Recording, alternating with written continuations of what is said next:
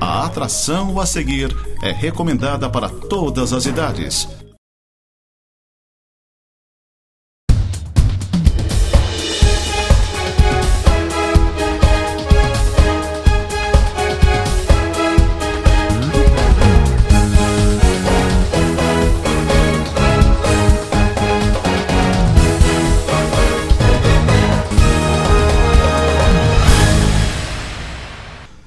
Muito bem, amigos, estamos nós de volta com mais um programa Tema Livre aqui na Nova TV. O Céu sempre nos bastidores nos acompanhando e você já visualiza ao meu lado o entrevistado do programa de hoje. Está aqui comigo o Marco Antônio Souza Arruda, ele que é presidente da OAB Subseção de Lages, e a gente tem muita, mas muita coisa para conversar até a nível nacional e também em Santa Catarina, a atuação da OAB no estado. Marco, tudo bem? Prazer em tê-lo aqui. Tudo bem, Paulo? É uma satisfação estar aqui com você. Que bom. Falando para todos os ouvintes aí, as pessoas que assistem esse programa. Bacana. São muitos realmente os nossos assuntos, mas eu quero perguntar para você rapidamente o papel da OAB e como é que está o andamento da subseção aqui de Lages, que você hoje coordena. Bom, nós assumimos a nossa gestão no ano passado, né? Nós temos triênios nas gestões institucionais. Encerramos, portanto, em dezembro do próximo ano e assumimos com a missão de aproximar a advocacia, reaproximar depois de todo aquele período de pandemia que nós tivemos, que não só a nossa instituição, mas tudo teve alteração.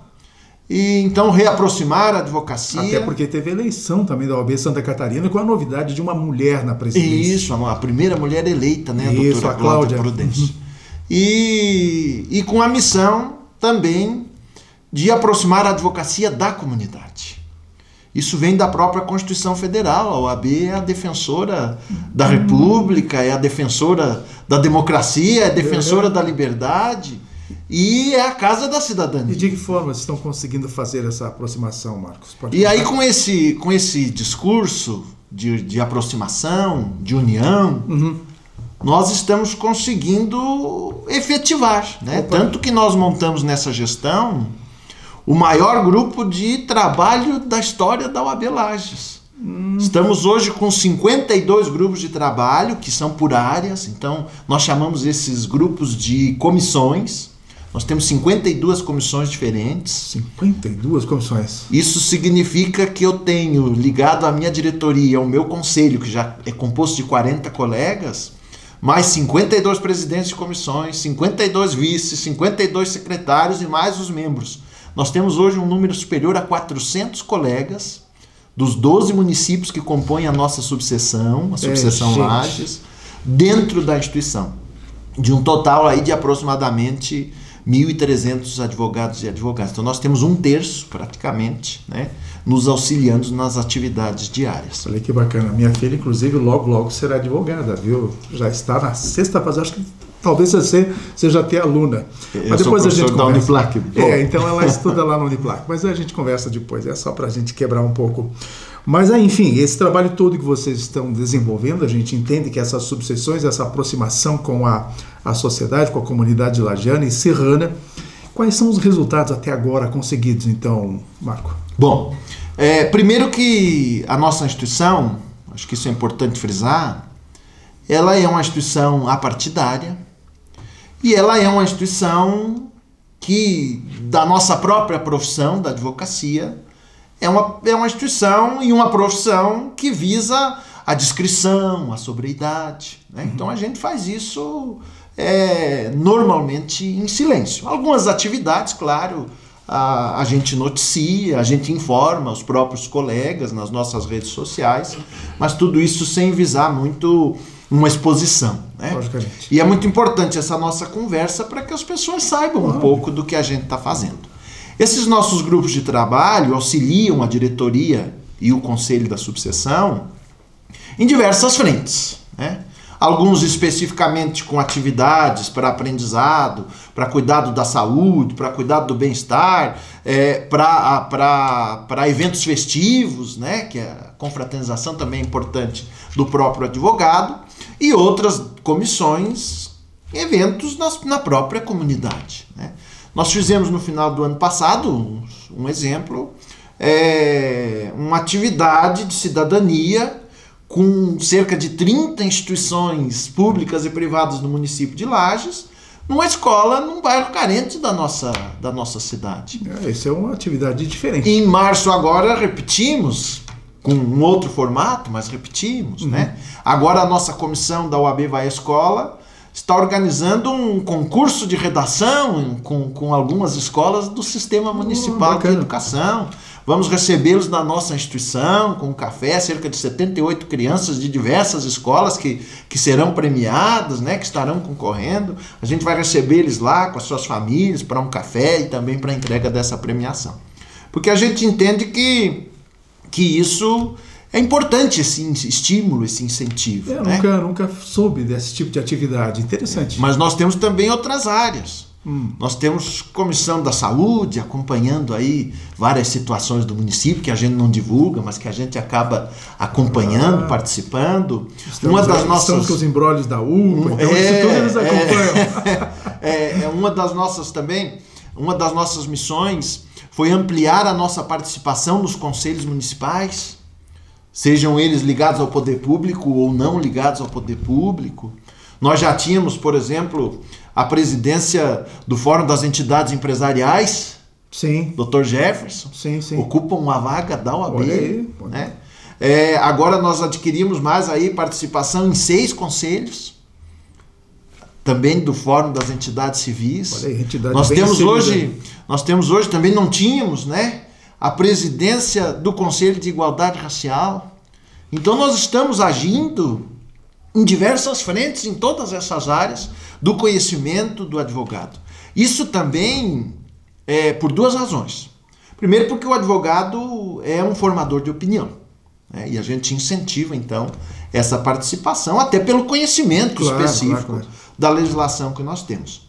E segundo, porque eu, Marco, tenho essa ideia e a nossa equipe comprou essa ideia. O advogado que não se aproxima da sua comunidade não pode esperar também um retorno dela, né? Então a gente tem que primeiro prestar sair do escritório, do gabinete, um serviço voluntário. Essa é a nossa função social. A advocacia tem função social. Exato. Né? Então nós temos essa visão, o nosso grupo de trabalho tem essa visão e temos trabalhado nesse sentido. E com posicionamentos também a nível nacional, que não são divulgados, e principalmente a atual gestão nacional do presidente Beto Simonetti, do nosso vice, que é um catarinense, ex-presidente da UAB Santa Catarina, Dr. Rafael de Assis. Mas aí eu quero então te questionar, vamos entrar na questão nacional. Nesse projeto da fake news, considerado como a PL também da censura, como hoje a OAB já tem uma posição a respeito disso, a gente sabe disso. Qual é? Bom,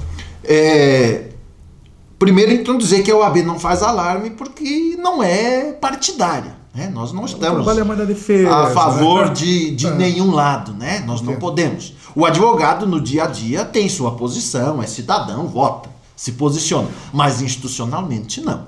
Porque a Constituição nos deu essa missão de imparcialidade e de defesa da liberdade.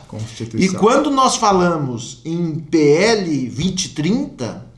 que surgiu na gestão anterior, né? Esse é um ponto importantíssimo. Esse PL não é de hoje, né? Embora ele teve algumas alterações recentes que nós podemos falar delas. Esse PL nasceu em 2020, no meio da pandemia, né? E lá já naquele momento a UAB Santa Catarina, várias seccionais, né? Elas se posicionaram demonstrando preocupação com esse PL. Esse PL veio, aparentemente, com boas intenções, né? E o discurso, ele é um discurso bom, que é evitar a desinformação, que é evitar as fake news. E nós, institucionalmente, não somos contra evitar a desinformação e evitar as fake news. Agora, da forma como ele foi posto, já lá em 2020... a nossa instituição se manifestou demonstrando preocupação com a possibilidade de, dependendo do agente que se responsabilizar, haver alguma espécie de censura no nosso país. Essa é a grande preocupação. Agora, ele foi adiado. Ele deve voltar agora com um novo formato. Estão tentando reformular esse processo e ele deve voltar. Mesmo assim, ainda preocupa, com certeza. Preocupa e talvez preocupa um pouco mais, dependendo do ponto de vista, né? Porque esse PL tem essa discussão, né? Ele foi aprovado no Senado naquela época. E agora, com os atos de 8 de janeiro, não vou entrar no mérito dos atos, né? Mas é algo que aconteceu no nosso país, todos nós sabemos a repercussão. E, recentemente, com os atentados nas escolas, e também é fato que houve alguma articulação de criminosos, né, nas redes sociais para a prática desses atos, o governo federal intensificou a pressão para que essa pauta ande. O que aconteceu é que, isso é um diagnóstico recente da OAB de São Paulo, né? Vamos dar a fonte aí na informação, cerca de 40% do PL foi alterado, sem passar pelas respectivas comissões. Essa é a grande preocupação. Né? Que o PL original de 2020 já tinha passado em vários debates. Verdade. E recentemente eu vou te interromper um pouquinho, porque a gente precisa fazer um rápido intervalo, mas eu quero continuar seguidinho esse assunto. Tá bom. Essa questão das comissões aí, que é muito importante, tá bom? 2 minutos, Céu, e a gente volta.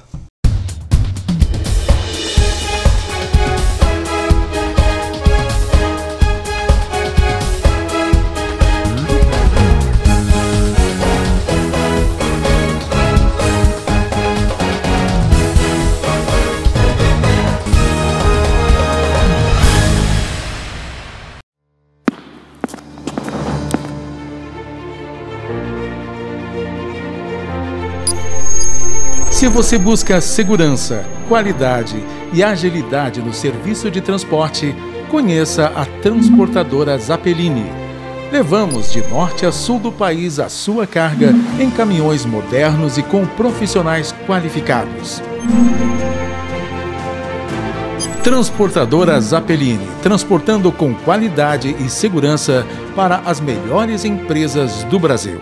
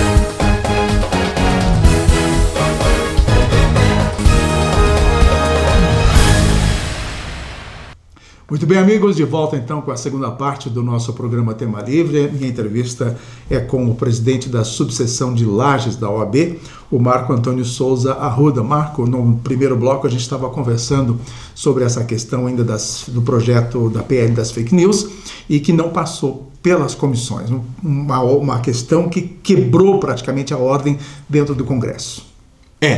Dando continuidade então à nossa conversa, essa não passagem pelas comissões é das mudanças recentes, que vieram depois do atentado do 8 de janeiro e especialmente agora depois dos atos nas nossas escolas, esse desastre que ocorreu, né? Então existe uma preocupação da OAB, existe uma nota da OAB de São Paulo que detalha isso, muito legal. Até sugiro a quem está nos assistindo, coloca aí na rede social, PL 2030, nota da OAB de São Paulo, para fazer uma leitura. Vou procurar, quero fazer um comentário disso. E eles falam sobre essas mudanças recentes e da necessidade de tramitar na Câmara de Constituição e Justiça, que verifica se esses artigos estão de acordo com a Constituição, estão de acordo com o ordenamento jurídico. E também a Câmara de Tecnologia. Mas já foi julgada a questão da urgência e agora pode voltar atrás? Já não puderam votar, né? Então, na verdade, o plenário é quem decide, né? Pois é.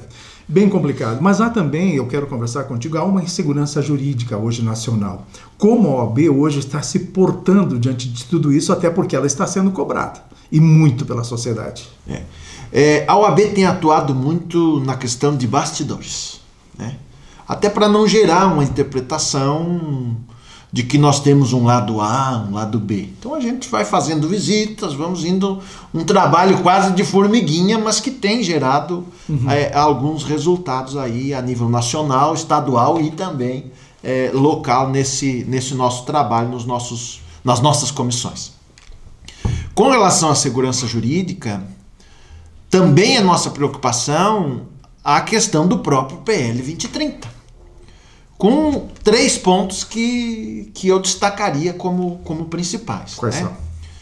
Primeiro, o fato do termo de que será proibido e as redes sociais, as plataformas digitais terão que monitorar atos ofensivos. E aí eu destaco, por exemplo, o termo atos antidemocráticos. Não é claro o que é um ato antidemocrático. Entendi. O que é um ato que viole a democracia, né? Então, nós corremos o risco... Pobre democracia. De daqui a pouco, né? O que é a favor, o que é contra mim é sempre antidemocrático, né? Então, nós temos essa preocupação. Porque não está bem definido. São terminologias já também evidenciadas em notas das seccionais brasileiras, já desde 2020, mas agora novamente, né, porque o debate voltou à tona, nesse sentido. Tem muitos termos vagos que podem dar uma interpretação ampla e, claro, dependendo da convicção, da ideologia de quem está decidindo, pode ter um caminho diferente. Então, isso é preocupante. Eu quero porque você é professor universitário. Como é que o acadêmico hoje, como é que vocês conseguem explicar, digamos, para o acadêmico a necessidade de cumprir a Constituição, a ordem geral das leis, diante dessa insegurança jurídica que hoje está sendo quebrada? Eu sempre tento explicar para os meus alunos o seguinte, né? Que talvez isso seja uma das razões das mudanças de decisões que nós temos tido nos últimos anos. E as pessoas falam sobre isso. Meu Deus, mas decidia de uma forma, agora decide de outra. Isso pode gerar, de fato, lá na lei, essa insegurança jurídica. A grande questão, Paulo, é que a nossa Constituição Federal traz muitos valores conflitantes. Como, por exemplo, a proteção à propriedade, mas, ao mesmo tempo, a necessidade de cumprimento de uma função social, que impõe alguns limites, né? A liberdade para trabalhar, a liberdade, o livre mercado, mas, em contraponto, a proteção ao consumidor. É verdade. Então, nós temos muitos valores, a própria liberdade de expressão e a proteção a própria ordem democrática, né? A liberdade do poder público de regulamentar o exercício da cidadania. Não, e tem um exemplo muito claro. Eu não posso proibir alguém de abrir uma farmácia, mas eu posso impor alguns requisitos, né? Então a nossa própria Constituição traz alguns valores conflitantes, e aí que vem um ponto, né? Por que as decisões mudam? Mudam porque mudam os julgadores. E o nosso sistema é assim. A nossa Constituição Federal disciplina, por exemplo, a nível de Supremo, né? Um período eles têm uma aposentadoria compulsória, então não é eterno o ministro. E quando há essa troca, o novo ministro pode ter uma nova posição, de acordo com a sua vivência, de acordo com a sua ideologia. Então, essa insegurança talvez esteja sendo gerada pela própria lógica do nosso sistema. Nossa Senhora. Marco, vamos entrar um pouquinho em umas questões locais. Hoje você é professor de universidade, né? E você ensina o acadêmico, enfim, a proteger as leis e tudo mais. Mas Lages está passando por um problema bastante sério, porque há um envolvimento de gestores públicos numa operação mensageiro. Já, inclusive, se tornou réu o prefeito de Lages. Muita gente tem perguntado, o prefeito mesmo assim pode voltar a administrar a cidade? Dá para a gente responder tecnicamente isso? Bom, Paulo, primeiro quero observar que eu não estudei o processo da operação mensageiro. Não precisa, mas é só uma questão técnica, né? Você saberia dizer. Mas gostaria de dizer que na nossa legislação existe essa possibilidade de medidas iniciais, né, mediante o preenchimento de alguns requisitos, para proteção da estabilidade econômica, para garantia das questões públicas, né, para evitar que testemunhas... É a prisão preventiva. Isso, com relação à prisão preventiva. Para evitar que testemunhas sejam, de repente, procuradas, para que se destruam provas, né? Então nós temos essa previsão inicial, assim como também temos nas regras lá de improbidade administrativa, já não na esfera penal, mas em outra esfera, a possibilidade também de um afastamento provisório por razões inclusive semelhantes. Tá, né? E é o que está gerando, então, todas essas decisões e que já atingiram 16 prefeitos. 16 prefeitos. 16 prefeitos, vices, secretários, enfim, empresários, uma gama 16 grande. 16 e 9, se não me engano, já se tornaram réus. Uma gama grande de pessoas. E essas decisões iniciais, antes da condenação, porque a pessoa só é culpada depois de condenada e de transitar em julgado em última instância, né? Agora é terceira de novo. E aí, Paulo, essas decisões, o próprio nome já diz, são decisões provisórias. A qualquer momento, havendo comprovação da alteração daquelas condições, elas podem ser revogadas. Eu acho que isso responde à pergunta. Obviamente, né? Então, nesse caso, obviamente, o prefeito poderá retornar à prefeitura quando terminar esse prazo de 6 meses, caso não seja prorrogado. Então, essa é a questão. Até uma informação que eu quero colocar aqui, acompanhando uma live do vereador Jair Júnior nessa semana, ele reitera que será colocado um novo pedido de impeachment a partir desta novidade, porque mudou um pouco o processo, se transformando no réu, ele pode pedir novamente o impeachment dentro da Câmara de Vereadores. Pode. O impeachment é político e de iniciativa do Poder Legislativo. A qualquer momento ele pode haver um protocolo. Tem caso novo. Tendo caso novo, agora claro, pode haver o protocolo, pode haver um novo motivo, pode ser, né, um motivo semelhante, novas provas. Claro. E aí isso, claro, depende do presidente da casa. Se coloca em votação ou não, e aí tem todas as artimanhas políticas que a gente acompanha aí diariamente. Caramba, Marcos, tem tanta coisa que eu gostaria de conversar contigo, mas o céu já está fazendo sinal para a gente ir embora, né? Não vai nem pagar o café ainda, né? Tem mais essa. Mas, de qualquer forma, a gente conseguiu fazer algumas colocações. Eu teria muito que conversar com você, e eu estou pensando aqui numa coisa que quero te colocar depois. Quem sabe a gente faça uma live, uma hora dessa, uma noite. Eu tenho muito a contribuir. A gente anuncia essa live, a gente faz, você da tua casa, eu da minha, e a gente, quem sabe, uma horinha para conversar mais, né? Vamos lançar essa ideia, vamos conversar melhor.